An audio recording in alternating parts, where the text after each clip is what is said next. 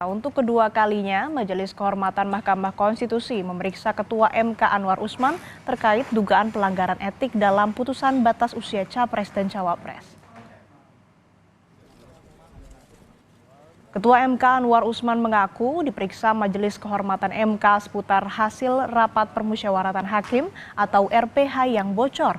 Pemeriksaan kedua Anwar ini juga sekaligus pemeriksaan terakhir Majelis Kehormatan sebelum menjatuhkan putusan atas dugaan pelanggaran etik gugatan batas usia Capres dan Cawapres. Anwar mengaku siap atas kemungkinan sanksi yang akan ia terima pada putusan MK 7 November mendatang.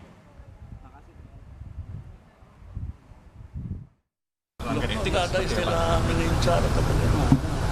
Tadi ada yang diklarifikasi dan aman juga dengan ada putusannya atau hasil dan pihak hasil laporan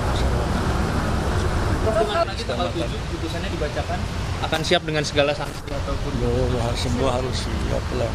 Ya, oke? Terima kasih. Ya. Terima kasih.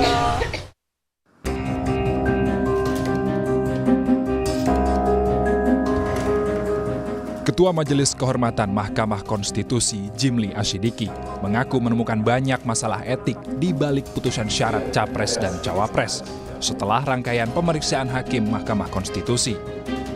Salah satu masalahnya adalah adanya unsur kekerabatan. Selain itu, diduga ada kebohongan terkait tidak hadirnya Ketua MK Anwar Usman dalam rapat permusyawaratan hakim sebelum memutus 3 perkara soal batas usia Capres-Cawapres. Jimli juga menyebut sudah mengantongi bukti rekaman CCTV yang berkaitan dengan proses penarikan permohonan yang kemudian diajukan kembali oleh pemohon Almas Sakibiru. Kebohongan, ini hal yang baru. Kebohongan itu maksudnya gini, itu alasan hadir dan tidak hadir di sidang. Satu, ada alasan karena konflik kepentingan, yaitu waktu kasus partai PSI dan beberapa yang ditolak itu. Selanjutnya hadir. Nah kan waktu itu alasannya kenapa tidak hadir, ada 2 versi. Ada bilang karena menyadari ada konflik kepentingan, tapi ada alasan yang kedua karena sakit. Nah ini kan pasti salah satu benar. Dan kalau satu benar berarti satunya tidak benar. Majelis Kehormatan MK akan menyampaikan putusan atas pemeriksaan 9 hakim MK dan para pelapor pada 7 November.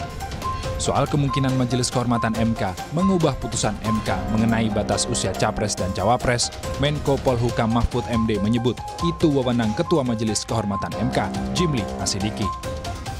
Dia mempunyai wewenang untuk memutus itu sesuai dengan kewenangan yang diberikan oleh itu.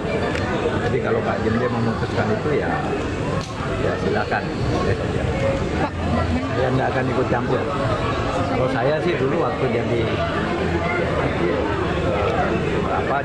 Majelis Kehormatan Hakim MK, saya pernah memecat orang Ketua MK, Pak Akil Muhtar. Itu dipecat oleh Dewan Etik.